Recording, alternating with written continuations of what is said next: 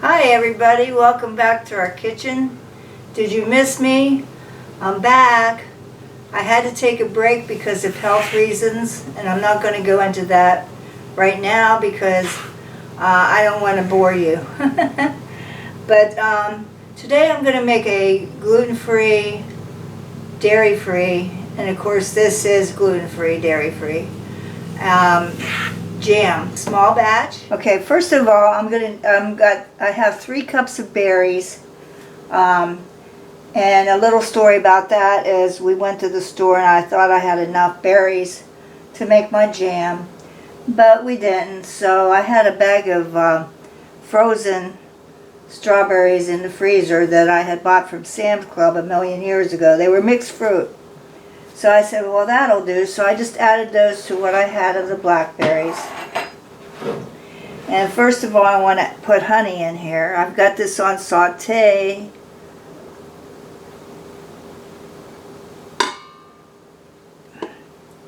And we're not going to use the pressure too much because what I want to do is just use this as a pan on the stove because I don't have a heat pot or a heating thing to go on the edge of the counter, and I can't stand very long, so I want to have something easy where I can sit down. Okay, I added the honey.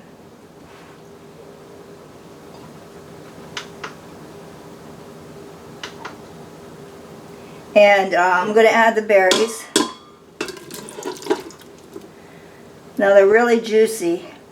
I have a bunch of berries left over, and I'll probably make a berry crumble because I don't want them to go to waste. So that's what I'm going to do. And then I got that was a cup of honey, and this is a cup of, or half a cup of sugar.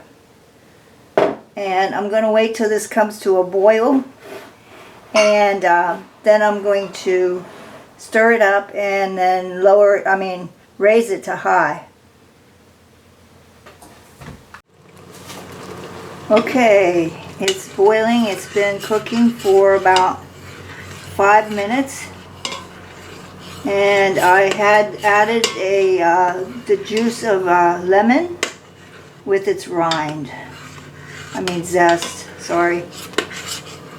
I found out a lot of things when I was researching this. There's different ways you can thicken this at the end if it's not thick enough for you.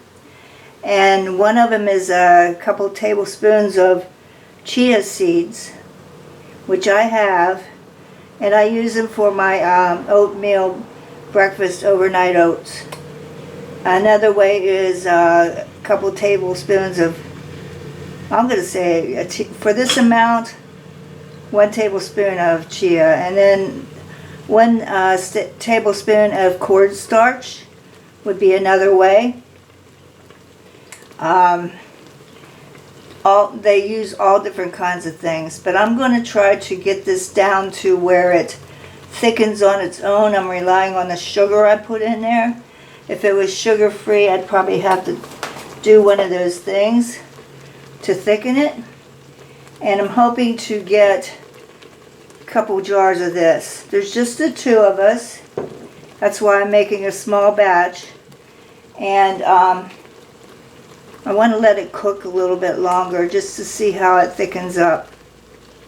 I'll be back. Okay, I'm going to add a pinch of salt to this, just a pinch. I'm not canning this for a long run. It's not going to sit on the shelves. Actually, if it does make 2 of these jars, one of them will go in the fridge for us to eat, and the other one will go in the freezer. This is freezer friendly. Just make sure you have about 1 inch. When you pour it, make sure you have 1 inch for air because it will rise when it freezes. Now I'm going to take the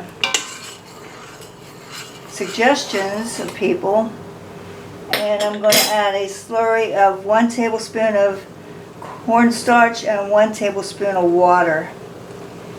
and let this thicken up a little bit. I didn't want to use chia seeds because to me there's tons of seeds and berries. Why add more seeds? I'm not straining this. I'm not making it into a jelly. This is just for our breakfast, and I'm gonna let it go for maybe 5-10 more minutes. Okay, it's getting pretty thick. I'm going to mash them down a little bit with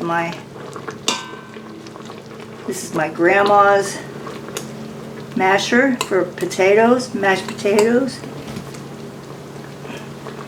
And I don't want to annihilate them. I still want berries in the jam. As I can see, there's still some in there.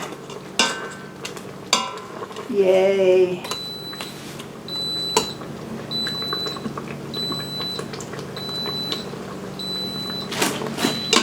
I like making a small batch because we can have different ones at different times.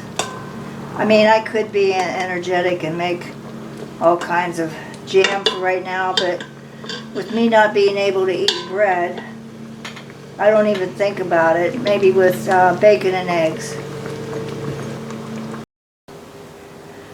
Okay, it's cooled down a little bit. I'm going to put it in these jars. I'm not sure what these are. I can't remember. And I'm going to use this canning funnel to help me not make a mess.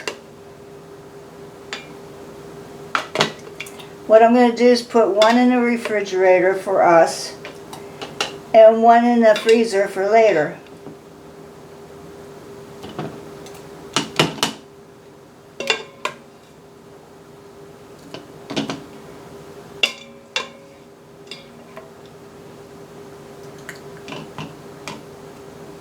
Okay. I'm going to fill the next one and I'll put this one in the fridge. I had tasted it and it tastes very good. So I'll be back. Okay, my little batch of jam made 2 jars, and perfect for us. And I'm going to put one in the refrigerator for in the morning. I want it to thicken up even more when it cools down more. And one's going to go in the freezer after it cools down. You don't want to put a hot jar in the freezer or it'll explode. But as you can see, I left room on both jars for it to cool down, and especially the freezer jar. Once it freezes, it's going to swell. So you have to have room for that, or again, it will explode. I have missed you guys, and I'm going to show, if you stay tuned, I'll show the tip of the day.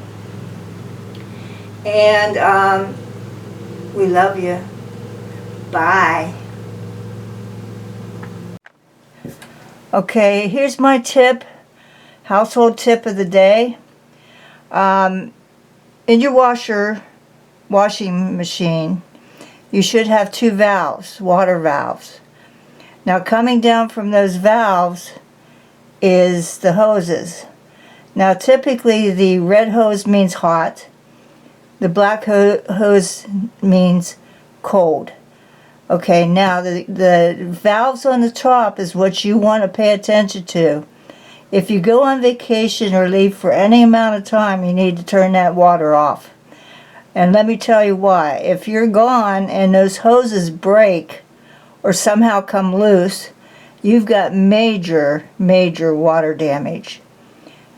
Now, my dad taught me to turn them off every time I'm done using the washer, which may be an option for you. But that'll save you tons and tons of money, because it will leak everywhere into places that you don't think it could leak. So that's my kitchen tip of the day. I should say household tip of the day. And I'll see you soon.